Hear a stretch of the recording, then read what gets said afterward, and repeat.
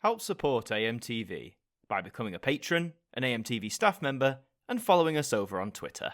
Hi there guys, it's Adam Martyn here, and welcome back to a brand new video, and this one is quite exciting because Ofcom have recently just published their new media bill. Now, for anyone who might not know what this means, Ofcom is like the regulatory body that regulates a lot of RTV here in the UK.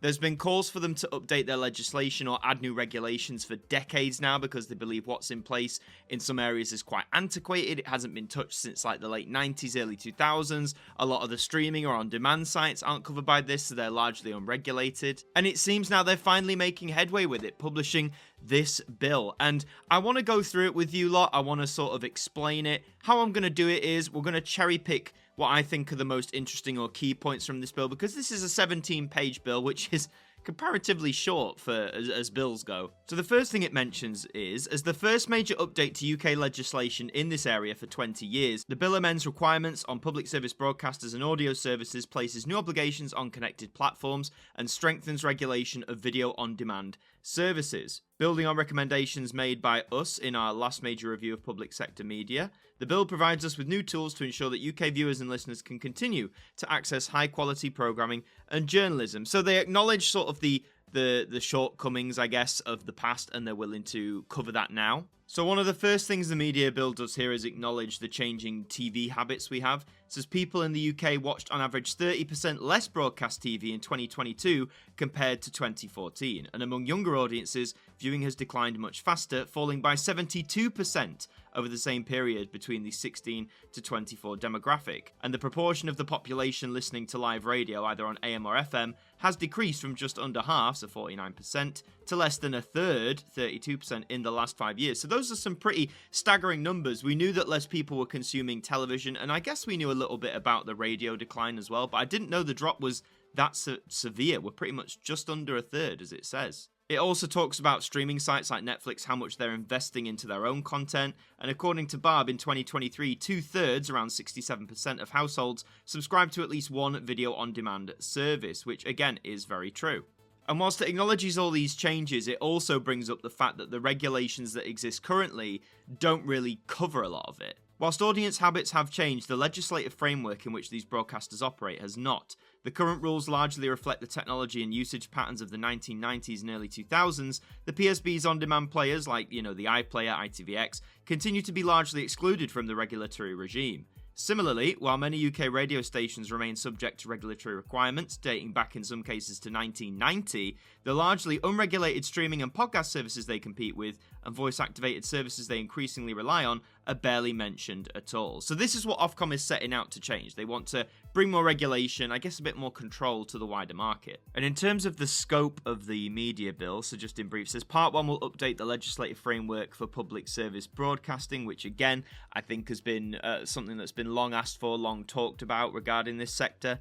Part 2 introduces new rules to ensure public service content is available, prominent and easily accessible on a range of connected TV platforms, such as smart TVs. So this means the prominence of linear PSB channels are on like the electronic programming guides, that's in the existing framework. However, a new one will require a broader range of platforms to carry and prominently display those on-demand players which PSBs distribute public service programming. So essentially things like iPlayer, ITVX, etc. are probably going to be in a higher, more prominent place than, say, Disney+, Amazon Prime Video. Part 3 gives Channel 4 more flexibility within its operating model and updates S4C's legislative framework. Interesting how Channel 4 gets its own sub-thing there. We'll delve into that a little bit later. Part 4 places new standards and accessibility requirements on mainstream TV like video on-demand services. Part 5 updates the regulatory framework for commercial radio. And Part 6 introduces provisions to protect the UK radio's availability on connected audio devices. It seems like they're more trying to protect existing services whilst also trying to adapt the regulations for the modern era too. So regarding the implementation plan of this, they have laid out a little timeline. So it says between July and September of this year, they want the relevant secondary legislation published on this. Then between October, December into 2025, they want consultation on the framework modernisation for the public service broadcasters. April to June of 2025, they want the statements on this PSB framework modernisation, so basically to wrap that up. Then from July until early 2026, over that period, they want the variation of the PSB licences and determination of S4C's original production quota.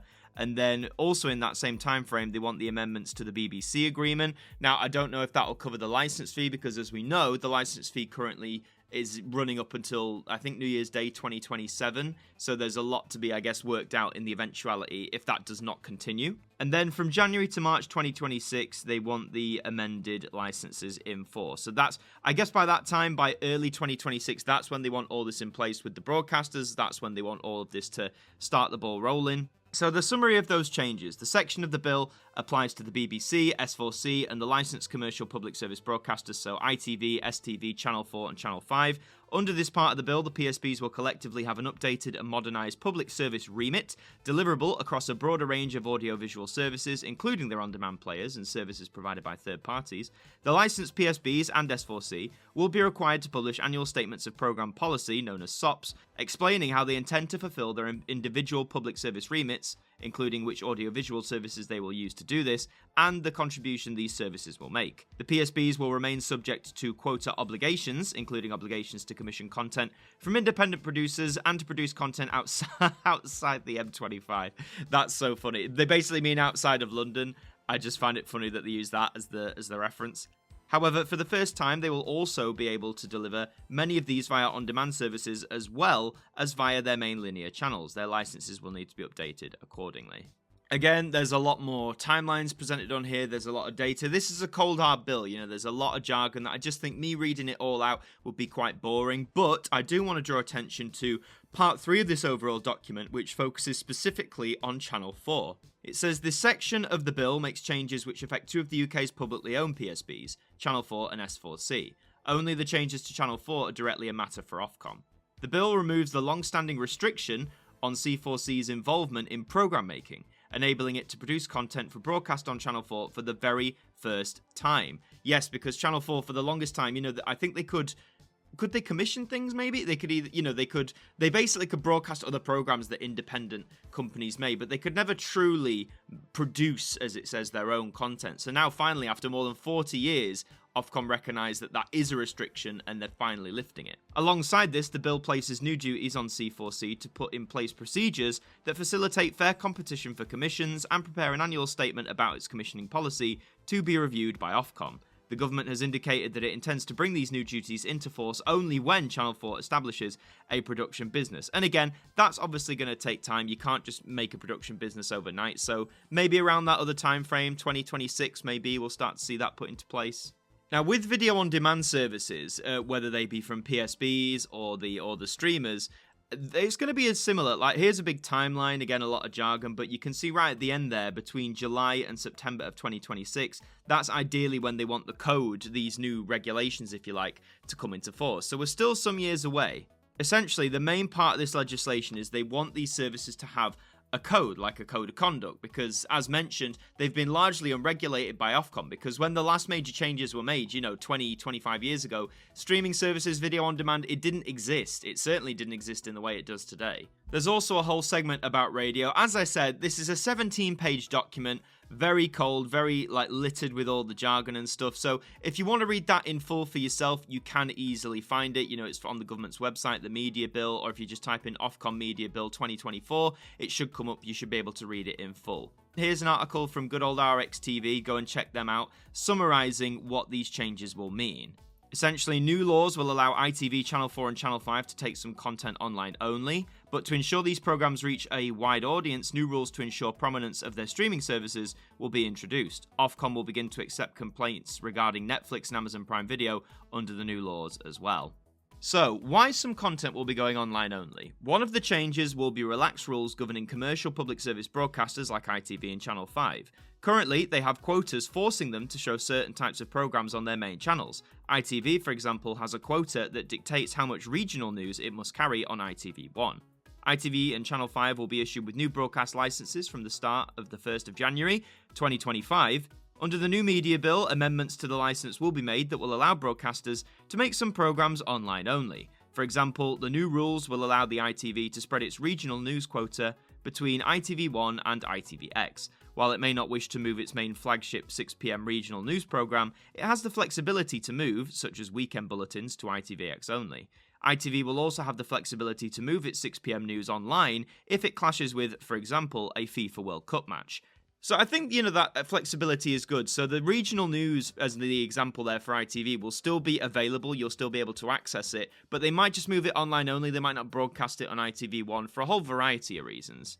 As a result, it will be necessary to ensure ITVX and other streaming services operated by public service broadcasters have the same prominence as their current linear TV channels. That's also covered by the media bill, and so Ofcom will have to implement new rules that will force the operations of streaming platforms and devices to make sure streaming services appear at the top of the list. So as I said, this will mean viewers will be able to find ITVX or iPlayer content above Netflix or Disney Plus going forward, that being the fact that these are public service broadcasters.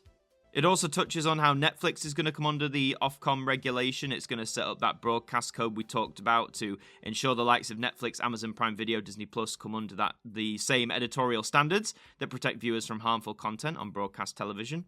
And like we mentioned, it touches on how Channel 4 is going to be able to make its programs for the first time, and how Ofcom is going to step back from regulating which services appear on DAB radio multiplexes. It will allow foreign-based stations to broadcast on DAB, and that move will come a decade after Ireland's RTE tried and failed to be included on the small-scale DAB multiplexes. Okay, so they seem to be stepping back from the radio aspect of it, or at least the control aspect of it, so you're going to get a lot more broadcasters, even foreign ones appear there. So Ofcom said regarding the changes, our plan and timetable will be determined by the timing of the bill's passage through Parliament, as does any bill. In our approach to implementing the bill, we will consult openly and use the range of evidence and research available to us to secure the best outcomes for people across the UK. I think, I speak for a lot of people when this bill needed to happen, or some sort of new legislation or regulation did need to happen. As I said, what existed didn't cover everything. It was somewhat antiquated a little bit. I mean, from the offset, it seems like that, there are some changes, nothing like absolutely earth-shattering. I think, allowing commercial broadcasters more flexibility to shift the programming they have to show onto online is only a natural thing. As online becomes more prevalent, streaming sites like ITVX becoming more prominent as well. A lot more people are choosing to get their regional news online as well, whether that's via a computer or via, ITVX or a streaming site. So that move only seems natural. I think it's great that Channel 4 now has the ability to produce its own programs. I just hope, though, I don't think they will, but I hope they don't completely, lose out on the independence or push them to one side. I think having their own production house is good, and making their own programs to add into the mix, that melting pot of Channel 4 content can only be a good thing, but don't let it dominate over the independence. Try and keep that good balance. So overall, a lot of interesting stuff from the media bill. Once again, if you want to read it, it is freely available, mainly from the government website, or if you type in Ofcom Media Bill 2024, you should be able to find it and read it there. 17 pages long, be prepared, it's a very wordy read, and like I said, I didn't want to read it all out here just because I thought it'd be really boring and filled with all the jargon and stuff like that. But I hope I've been able to carry across some of the key points to you guys. I hope you found it interesting. I hope you go and check out the bill itself. Let me know your thoughts on it. If you've read it yourself or based on what you've heard here today, let me know what you think about this media bill from Ofcom, if you think it will really change things up massively in a few years' time. Let me know all that down in the comments below. If you enjoyed this video, leave a like on it and subscribe as well. It really does help us out and we'd love to have you aboard. In the meantime, I've been Martyn from AMTV. Thank you for joining me, and I'll see you next time. Oh, has my hat really been off center that whole video? Thank you to our patrons for helping to support the show, and a special thank you to Macra, Ethan Carberry-Holt, Bruce Danton, Globe of Reviews, Derek Chambers, Shaun Knock, Dord Khan, Liam Domain, Trev Hughes, AJ Mac 200017, Deck KP20, Simon Harrison, and Evan Hart 38, our AMTV staff members.